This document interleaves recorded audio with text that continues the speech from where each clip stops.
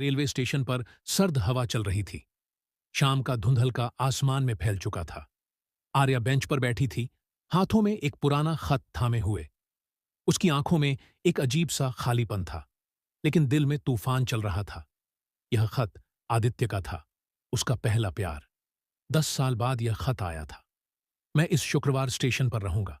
अगर तुम आओगी तो समझूंगा कि तुमने मुझे माफ कर दिया। ये शब्द खत के आखिरी लाइन में लिखे थे।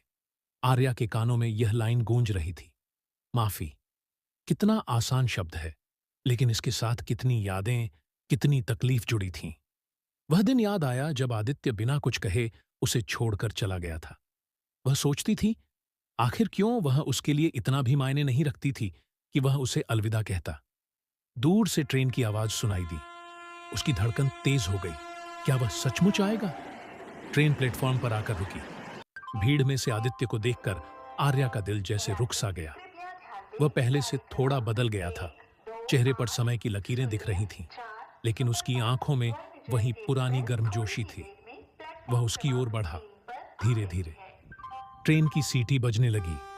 यह ट्रेन उसकी आखिरी ट्रेन थी। आदित्य पीछे हटने लगा। आर्या देखती रही। आदित्य, उसने आवाज दी। वह रुका और मुड़ा। उसकी आंखों में उम्मीद थी। क्या तुम्हारी ट्रेन में मेरे लिए भी जगह है? उसने कांपती हुई आवाज में पूछा। आदित्य मुस्कुराया। वह मुस्कान वैसी ही थी जैसी 10 साल पहले हुआ करती थी। आर्या का मन हल्का हो गया। ट्रेन धीरे धीरे प्लेटफॉर्म से आगे बढ़ गई और उनके साथ उनका अतीत भी वहीं छूट गया।